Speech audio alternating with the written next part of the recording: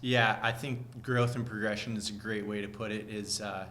We definitely are just getting better and better through each competition and each weekend, and that's really that I think says a lot because it's shows that like we're on the trajectory that we want to be on, and improvement's the most important thing from a competitive standpoint. Is results are you're going to achieve the results you're seeking for as long as you continue to improve, and obviously our biggest races are in the championship season at the end of the season. So as long as we can continue to do that, then we're on the right path. But I think, obviously, like our student athletes, they're just growing in their competitive experience at large. But I think it's also the attitude and the approach that they've had to each of these races. They're doing an awesome job this year, just focusing on the process of what it is that allows them to improve, and not overemphasizing those results and outcomes. And then they're having a lot of fun. And this last race weekend was a blast. It was a really cool, unique course, as we talked about in the preview, just short loops, but different style of racing. It was a lot of like short, fast climbs, really fun technical terrain. So it felt like a NASCAR race out there, which made for some really exciting races and different tactics, different strategies. And it was hard in a totally different way than we've got to experience. So I think that in and of itself just provided cool competitive experience for them too, that they're going to just be able to use to grow upon for future races as well. Great, and for people that haven't noticed, but at the semester we got a newcomer on the team. Let's talk about Sin and her impact on this women's team, especially in the new year. How important was that to just have another addition to that women's roster that's already pretty strong, and she's already been one of the top skiers on that women's side? Yeah, Sin has been an outstanding addition to the team. She's always just has an awesome smile on her face. So I think she's just loving the experience and just being able to be here. And she did such an awesome job just getting thrown right in the deep end at U.S. Nationals. But she has a biathlete background, so she's done mainly skate races in the past couple of years. And biathlon, even skate races, are quite a bit different, right? Because you're skiing and shooting versus just skiing. So this classic race, especially on Sunday, was an outstanding performance by Senna, and she was just so stoked at the finish of that race.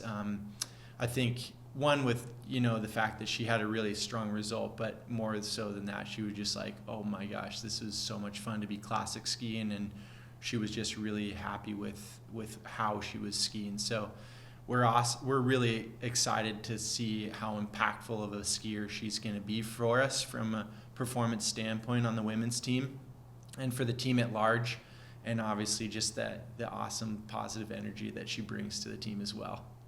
So we've got the skate interval start this Saturday and a classic team sprint on Sunday. Talk about what these races are, our strengths, and the team sprint on Sunday. That's intrigued me a little bit. If we can talk about that a little. Yeah, so we get to race a brand new venue this weekend at the Ariens Nordic Center in Brillion, Wisconsin. That's going to be really fun for all of us. It's always exciting when you get to go to a new venue, and like a lot of our venues are pretty staple venues that we've gone to a ton. So it's that in and of itself adds a lot of excitement to this weekend.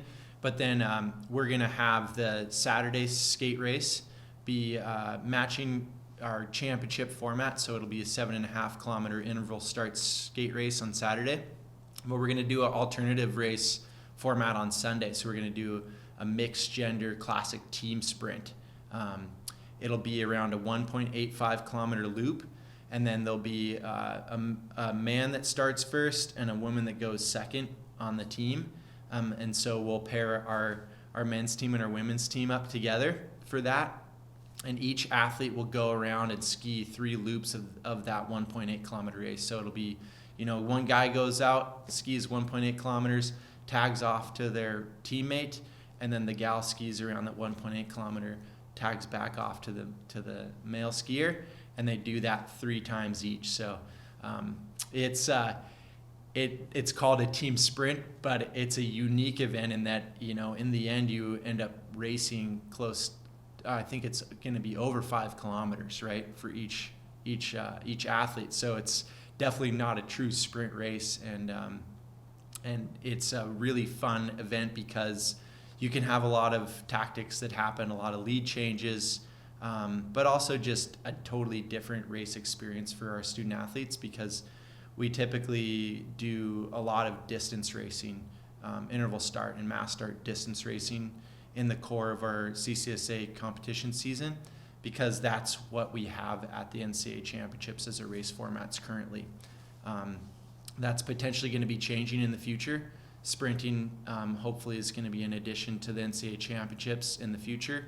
And so I think this is a really fun, progressive way to both approach that move that hopefully happens for future championships, but then also to give our student athletes just variety in their race schedule, so that they become better competitors at large and better skiers at large, and we keep racing fun and motivating. This is certainly going to be a cool way to do that. Well, it sounds like it'll be a good weekend. Best of luck, and we'll catch you next time. Yeah, thanks a lot. Go Huskies.